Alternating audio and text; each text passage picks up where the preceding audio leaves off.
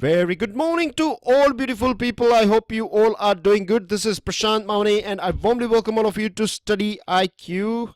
Now let's start with a positive quote that will pull you out of your bed or your slumber. Action may not always bring happiness, but there is no happiness without action. Very simple to understand. It's not always necessary that the things we do or the action we take will bring happiness. Many a times it brings with it some challenges as well, and these are the challenges that basically helps us become more stronger. But one thing is there, that if you don't take any action, right, if we are just dreaming about something, then in that dream we may feel a bit happy, but in reality we won't be that happy. So for happiness, or you can say to learn something or to expand yourself, one has to take action. With this, dear friends, Study IQ has recently launched many pen drive and tablet courses like GPSC. You have philosophy optional paper subject, then you have this test series and many more things. So make sure you check out studyiq.com. Needless to say, we cover this SSC, banks, government exams of national and state level, as well as UPSC exams. With this, dear friends, the first item that we have is pertaining to Supreme Court, cinema houses and national anthem. It's been 14 months since this order, right? Supreme Court came out with this order in November 2016, and this order was basically about standing up and paying respect to national anthem, which as per this order is to be played by every theater and cinemas before screening a movie. Now I'm sure that all of us have experienced this thing, and I'm sure that we feel a bit of patriotism as well, and this was the main objective of Supreme Court. It said that at that point of time that this practice will create a sort of patriotism in the people of our country. Now the thing is, it has also created some sort of criticism towards the Supreme Court, and now at present Supreme Court has said that it is optional, right? It is not necessary, it is not mandatory, it is optional. It depends on the on the decision of the owner of the cinema, or you can say this theater, whether that owner wants to add this national anthem before screening of a movie. At that point of time, the central government said that it is a good move, right? At that point of time it was supporting it. Now it is basically coming out with many media reports are terming central government's stand as it is making a U-turn. Basically now it is saying that yes, it should not be made mandatory. Anyways, those sort of things are not that important. And the thing is, Justice Chandrachud came out with a very interesting statement. He said that there is no point to make our citizens wear his or her patriotism on his or her sleeve. That basically means that you don't have to, you are patriot, that you don't have to prove it, right? And just by paying respect to national anthem is not something that will prove that you are patriot, right? So this is a very interesting discussion topic, I believe, and I have a question for you pertaining to this thing by the end of this lecture. One more thing that I would like to highlight here is that there are many issues, right? In schools we can have this national anthem, and this will create a sort of respect towards. But when you are in a place of entertainment, then one should not be forced. That's what I would say, right? It should be something that should come from within. Of course, whenever national anthem is played, we have to follow the protocol, right? We have to pay respect, but making it mandatory is something that will of course create criticism, because in a free country, or you can say in a mature democracy like our country, right, there is no point of forcing people. Rather than that, we should create situations where it will motivate and persuade people rather than forcing them. The sad thing is that every time we have this sort of See, basically this whole thing of national anthem before screening of a movie is about creating patriotism. It is about fraternity. It is about expressing that we are all one, right? We are all Indian citizens. And then we see this sort of things, moral policing and people beating up someone, right, for not standing up. So these are some of the things that are anti-society, isn't it? So there are many things that you can think about it, and it could be your essay topic as well, so don't take it lightly, this topic. Here we have a visa heartache, a very interesting name, visa heartache. Another thing is a H1B visa. I'm sure you know about H1B visa. It is about Indian people. For us, right, for people in India, it is about a sort of, it is a ticket to USA. And this is a thing that is discussed by both the countries at the highest level, between the president and the prime minister. It is a thing that is part of course, India-USA relation. And since last 10-15 days, this thing has been in news. I'm not sure if you are aware about this thing, but there is a country called Salvador, and somewhere around, if I remember the figure quite correctly, then it is somewhere around 2 lakh people from Salvador. They are facing automatic deportation. They have been given a sort of refuge in USA because of some natural calamity that took place in Salvador, but this was in 2001 or something, and it's been nearly 17-18 years now. And again, I would like to repeat here, you can understand that young couple arriving in USA at that point of time, now their kids would have finished there, or they would be in college. So basically they have born and bred in USA.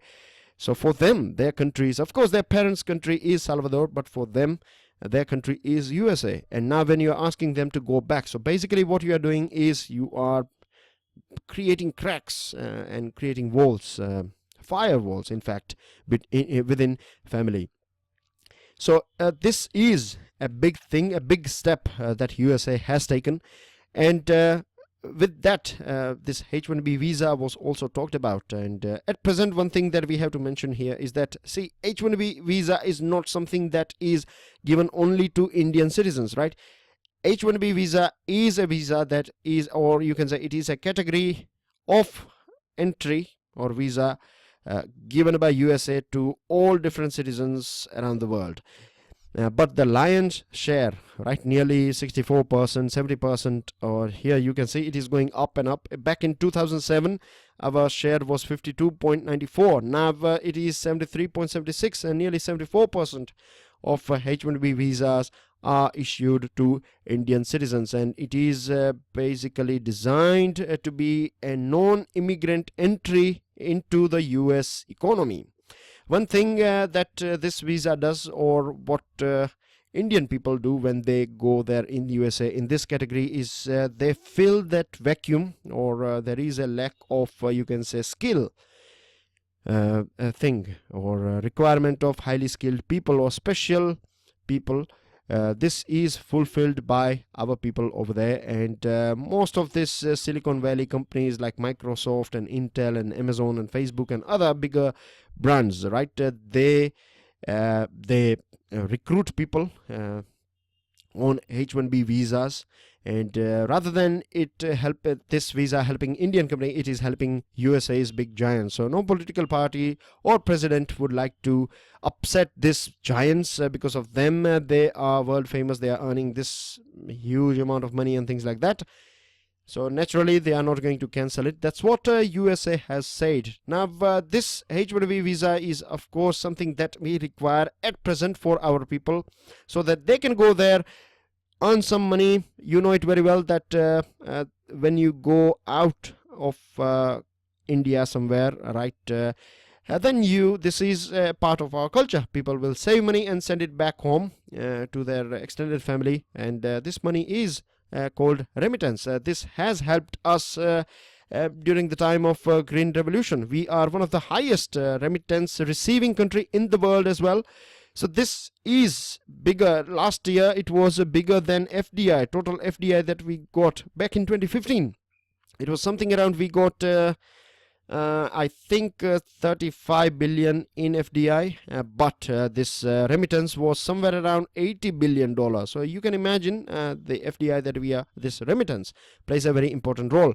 In fact, it was also said that one point of time that we don't need FDI if we are having this much amount of remittance coming in our country.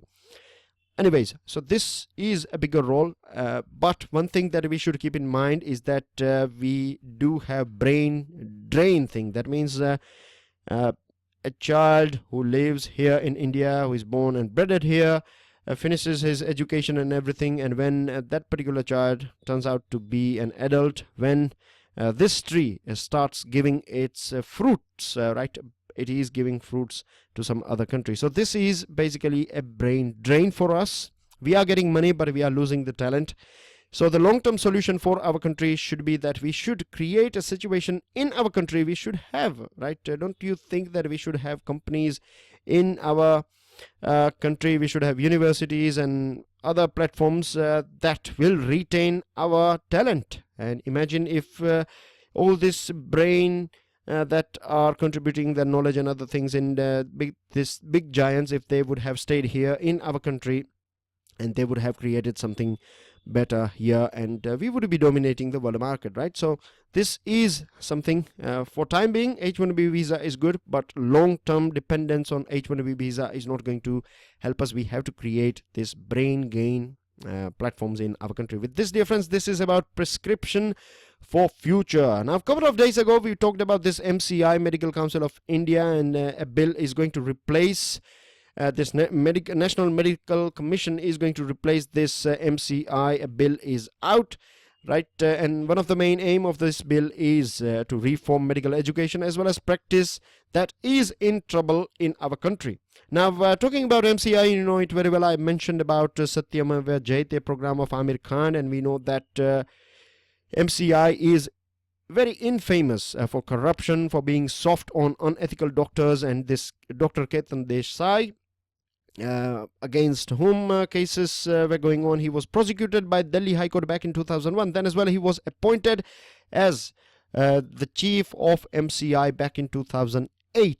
So this is, you can understand the situation, or you can say how dirty this body is. Now this bill is asking some questions, or it is trying to address some questions, and questions basically are: how can India produce enough competent doctors to meet its evolving healthcare challenge? This is question number one. The second one is how can it minimize opportunities for rent seeking in medical education and practice? Now the thing is, National Medical Commission, this bill talks about some very good things, right? It talks about autonomy, or when it comes to powers, it distributes and decentralizes power into, or it has kept powers in 4 different autonomous boards that will look after undergraduate education, postgraduate education, medical assessment and rating, and ethics and registration. When we compare this thing with MCI, then MCI used to have all the powers, and this National Medical Commission is distributing powers. So a step in right direction, because something similar is followed by some of the best countries in terms of medical sector, right? Like Canada, Australia, UK. Remember NHS, we talked about National Health Commission a couple of months ago, and those of you who are regular with this lecture would be knowing about this NHS. We talked about it in detail, right? I provided you some examples as well at that point of time. So these things that we see in this new National Medical Commission is in line with some of the best practices around the world. So steps are in right direction, but there are some flaws as well, and let's quickly go through them. Now, Arvind Pangaria led committee, he no more, he is vice chairman of Niti Aayog, but when he was vice chairman at that point of time, his committee suggested that doctors, right, should be basically, rather than facing election for becoming member of this new NMC, they should be selected by the government. Now the thing is that, see, I would like to give you one example of Rajya Sabha or Lok Sabha, mostly Rajya Sabha. You know that there are seats, right? A few seats are there in Rajya Sabha, and the members of Rajya Sabha, few seats are reserved for president. So basically, president will appoint a few people from different categories. We have examples like Javed Akhtar, and at present we have Sachin Tendulkar. He was in news a couple of days ago because he used social media for addressing parliamentarians. Anyways, so Sachin Tendulkar did not face any election. He was selected by the president, right? And the reason is that, you know it very well, Sachin is good in sports, right? Particularly cricket, and of course, being a sportsman, he is having a very good. He would be having a good understanding of different sports, because not only he is a world famous cricketer, he has interacted with many other people from many different backgrounds, etc., etc. So he has some sort of knowledge, right, regarding sports. Now we know it very well that he cannot perform that well in politics. When I say politics, I mean to say winning votes and things like that.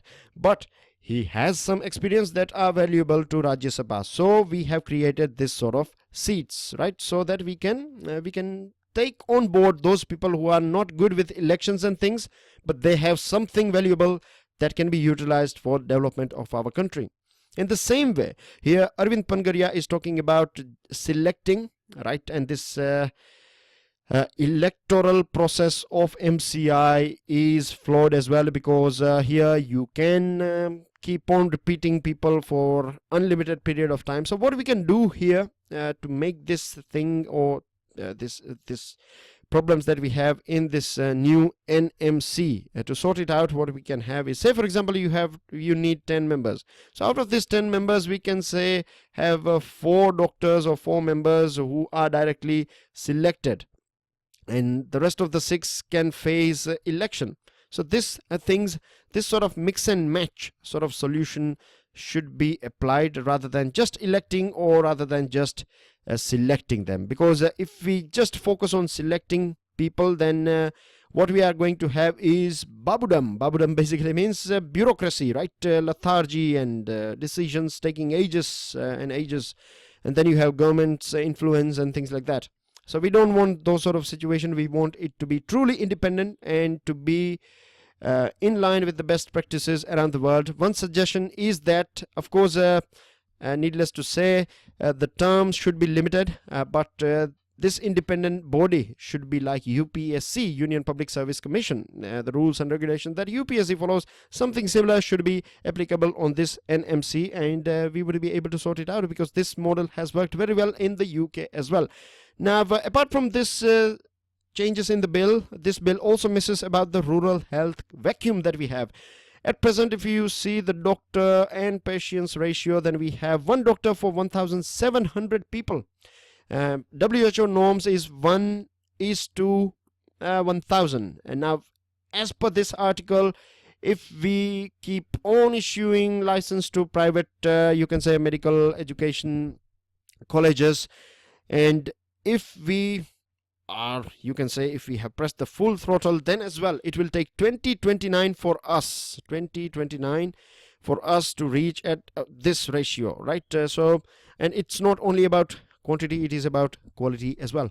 So it will take some time for us, and one of the way through which we can sort this thing out is some of the experience that the world had in sub-Saharan African countries, and this institutes like Red Cross and Medicine Sans Frontiers say. What they are saying is that rather than MBBS dealing with all things, we should have some trained known doctors. That means you have some nurses or compounders or people who are, like, you can say, associates or deputies of MBBS who have reasonable good experience. If they are trainable, then they should be trained for some of the basic things, and these people, you can deploy them in rural areas, and with this we would be able to fill this vacuum. Very good suggestion, right? To keep this thing in mind, because health sector is a thing that is asked every year in your exam. So with this we reach an article that is providing us many figures and facts. If you are going to go through this article, then you will find that so many figures are given here, but of course we don't need all those figures for our exams. There are some figures that are important, I have highlighted here. Anyways, very quickly let's go through it. See, union budget is just around the corner. Now we are going to find articles pertaining to union budget. After union budget, we will find articles that are going to analyze union budget.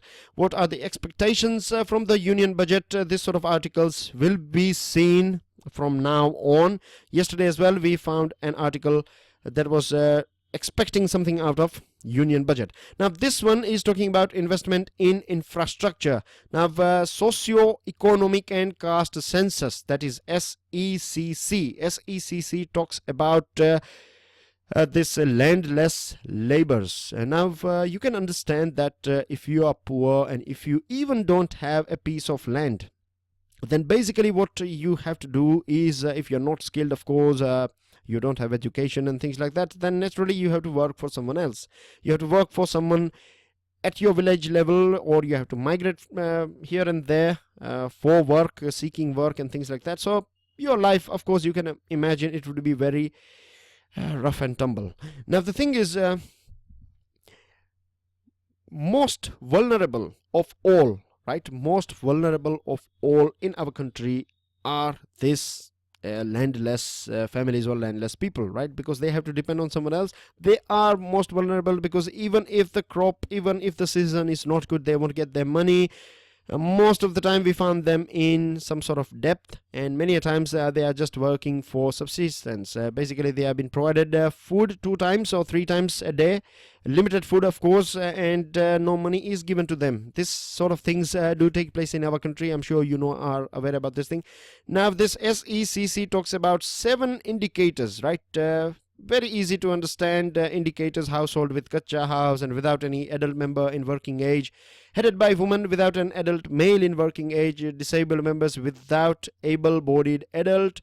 You have this scheduled caste and scheduled tribes without literate adults over 25 years, and landless engaged in manual labors. Now the more of these things you have, right, if you are, say for example, if you are disabled as well as you are falling in this scheduled caste and scheduled tribes category, as well as you don't have anyone in your family who is about 25 years of age and he is not working. Here it is talking about male member, so he is not working.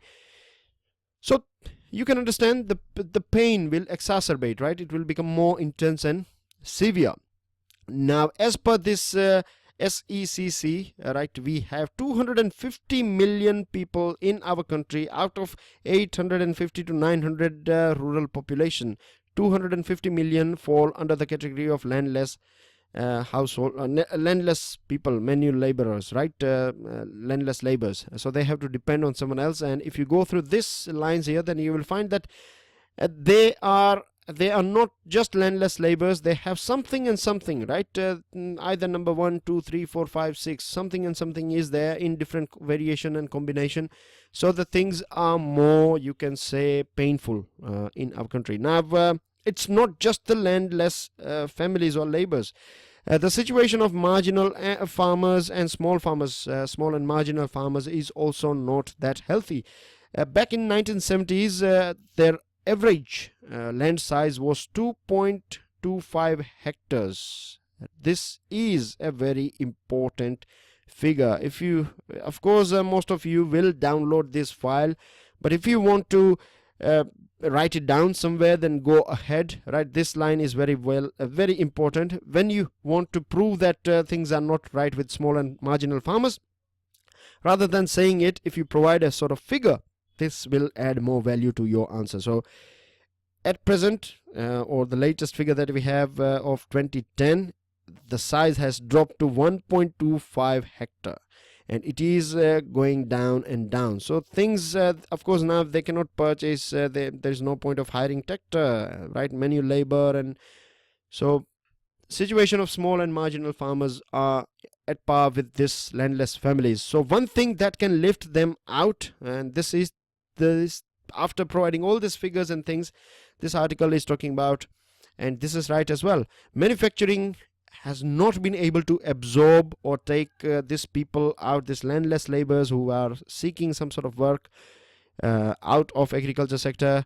They are not been absorbed that much by manufacturing sector or service sector, but construction is a thing or a sector that can absorb and that has absorbed all of them. And one of the reason why construction can absorb them is because fewer skills and educational requirements or is required in construction sector. And here are some of the figures that indicates how the people recruited by this construction has gone up, and by 2011-12 51 million people were absorbed by construction sector. So the more this budget is going to invest in infrastructure, the more people will be absorbed by construction sector. So I hope this has completed the whole circle for us. With this, this is about thinking beyond quotas. Now we know that many, you can say, well-doing communities have agitated back in 2016 and 17 and 2015,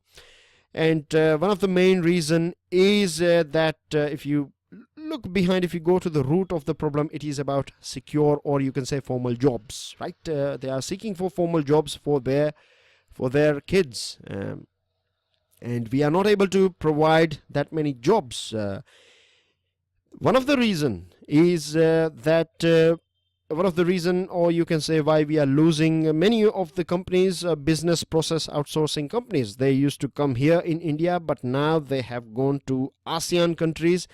And see, they are also English speaking people over there. Vietnam, right, it was ruled by USA for a very long period of time, so they have more, you can say, sort of knack for American English. And here in India we are more inclined towards this British English, right? I hope you know what I mean. So basically these things are going away from us, because one thing that in which we are lagging is this skills, right? Skills are something that are not part of our education system. We know it very well that even in 2005's education policy is talking about getting rid of this by hearting things, and rather than doing analytical studies. It is criticizing this by hearting and remembering sort of way of learning. And we don't have this proper training of like industrial exposures and things like that, as we find in China.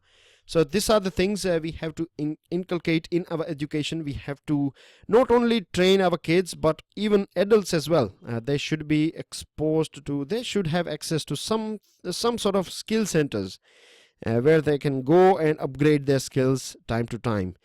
With this, dear friends, this is about Criminal Act. We have talked about this one, not turning this Civil Act into a Criminal Act, so I'm not going into basic details of these things. This is pertaining to IPC, and then you have examples of this Lord Chief Justice of England and in 1707 and other things. We know that the current law treats wife as a property of husband, which is not right at all. And different religions as well have different stance, like in Judaism and Christianity, capital punishments are there for adultery. In Hinduism and Islam, different sorts of punishments are there. But at the end of the day, we should remember that many countries have got rid of or they are not treating adultery as a sort of criminal thing. There are a few countries like Pakistan, Yemen and Saudi Arabia. Even today, capital punishment are awarded for adultery. But in our country, we have constitution, and it protects individual autonomy and choices. It has recognized it as a right to privacy. So rather than just making it gender neutral, we have to get rid of this law altogether.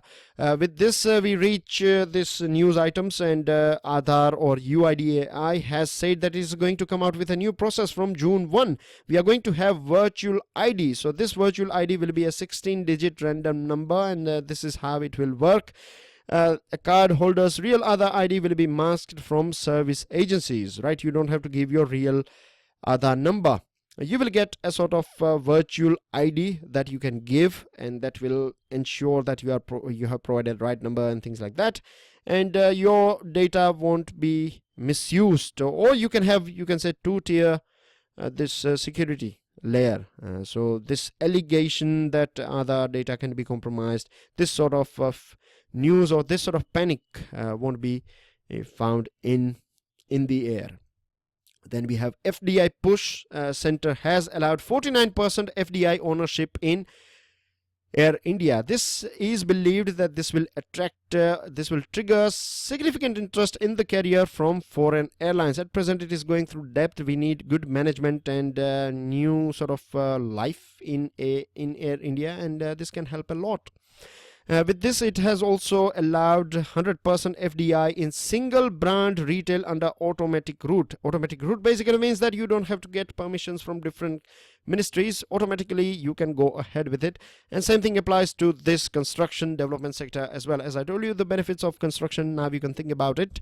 Now, Prime Minister sets target for 115 backward districts. Earlier on, it was back last week or 5-10 days ago, when Prime Minister interacted with collectors of this 115 districts. At that point of time, many district collectors came out with their views and opinions. There were 6 items pertaining to education and nutrition and other things. Beg your pardon. Now this Prime Minister has urged or he has said his ministers to look after 115 districts that are not doing that good, or poor or backward districts. And he has also said that we should not term and see them as just poor and backward districts, but we should rather see them as sites of potential transformation. He is going to visit some of them on the 14th of April, that is the birthday of Mr. Ambedkar. Sarma flags propaganda on TV. A special representative on Jammu and Kashmir, Dineshwar Sharma, has expressed his concerns, and he has expressed his dissatisfaction regarding some TV channels portraying the state of Jammu and Kashmir in a very negative light. Some figures are coming right at the end of the day. These figures are sad for every mother, every family. But what can we do, right? We have to protect our borders. Hats off to all those brave soldiers of our country who have laid down, who have sacrificed their lives to protect you and I, right?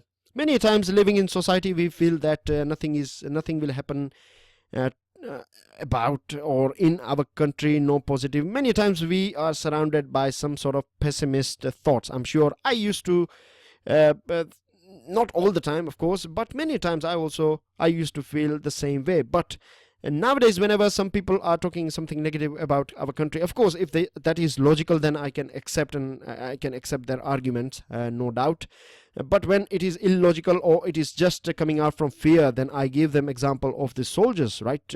They have you can say they trust, not only trust, they believe in democracy, they believe in right thing, right? And it is not they are just shouting out, they are literally giving up, right? They are sacrificing everything they have, even their life, in ensuring that our borders and our country is protected. So hats off to them. And we have Indian Army has killed 138 Pakistani Army personnel in 2017. And the sad thing is that ceasefire violation, the figures have gone up. In 2016, it was 221. In 2017, it has, you can say, drastically improved or increased, not improved, of course, 860. With this, ASEAN members are going to be here in our country. This is the map of ASEAN, not the first time that you are seeing on your screen. And this portion here is South China Sea, very important portion. And this is something that has been said by this ASEAN country as well. They have talked about freedom of navigation, piracy, keeping sea trading lanes clear, and they want India to take a tough stand here. So a couple of days ago, I told you that the way China is trying to penetrate in Indian Ocean, in the same way India is building good relationship with this ASEAN countries. So we are keeping a bit of balance, ensuring that China is not flexing too much of its muscles. The Fiscal Council, this is a very new concept that is been talked about by these economists and experts of Niti Aayog. This Fiscal Council would be in charge of evaluating budget estimates and fiscal targets, and it is also saying that this Fiscal Council would be answerable to Parliament rather than just Finance Minister. Badakhshan province, this portion is a bit of trouble for China because of Uyghur militants. Now let me show you where it is. This is here, right, Badakhshan, and as you can see here, this is sharing border with China. So China is going to provide money, and it is going to provide this uniforms and military equipments and everything to ensure that these people are kept, or they are kept, basically, right? Kept. When I say kept, I mean to say CAPPED. Right. So World Bank has said that the future of our economy is going to be bright, right? Gradually we are going to accelerate. Again, it has talked about this GST and demonetization, but it expresses hope that in future things are going to be right. We need to improve, or we need to boost some investment in our country. With this, we have ISRO PSLV C40 is going to launch 710 kilo Cartosat 2 series satellite. This is going to be the 100th satellite of ISRO, right? So a big happy hooray for ISRO. And with this, it is also going to launch in total 31 satellites. So this is something that is very common for us now, right? ISRO can launch, it has launched more than 100 satellites as well in one go. So 31 is not a bit of problem for us. Olive Ridley turtle, we have talked about it, but one information in terms of revision here is this is for you. They fall under vulnerable category of IUCN red list or red data. With this difference, I end this discussion here. These are your answers. Gonds, you have carbon monoxide and ultraviolet rays. This picture is from Peter Martinsburg railway station in South Africa, associated with Gandhiji. And today's question is, discuss some features of fundamental duties that are enshrined in the Constitution of India, maximum 250 words. With this, dear friends, don't forget to download your file from either my Facebook page, which is Prashanti Mavani, or our Telegram channel. The link of this Telegram channel is given right in the description of this video. One thing regarding PIB, I have observed that many of you are a bit worried about PIB. One thing, let me assure you, PIB will continue, right, for sure. It's just a matter of few days now. I have said this thing on my Facebook page, and I would like to inform all those people who are not aware about it. That as you know that I was off for a week. As soon as I came back, I was required, right? The team decided that I was required in a thing, of course, that is for students. So for that very short period of time, right? I am working on this thing, so I'm working in a particular project, and this is something that is not giving me any sort of time at all to produce any PIBs. Now the thing is that if I give you PIBs and if I don't give everything that I can, right, that means if I'm just giving you PIB for sake of giving it, then that is not right, I believe, right? If I'm giving it to you, then every single day I try my level best to give the best I can, right? This is something that I ensure every single day, that I give the best, whatever, may it be the Hindu or other lectures, anything. So PIBs will continue, rest assured, right? Just bear with me for a couple of days, and I will come out with some good news for you guys. Trust me. With this, I end this discussion. Enjoy your studies. Jai Hind.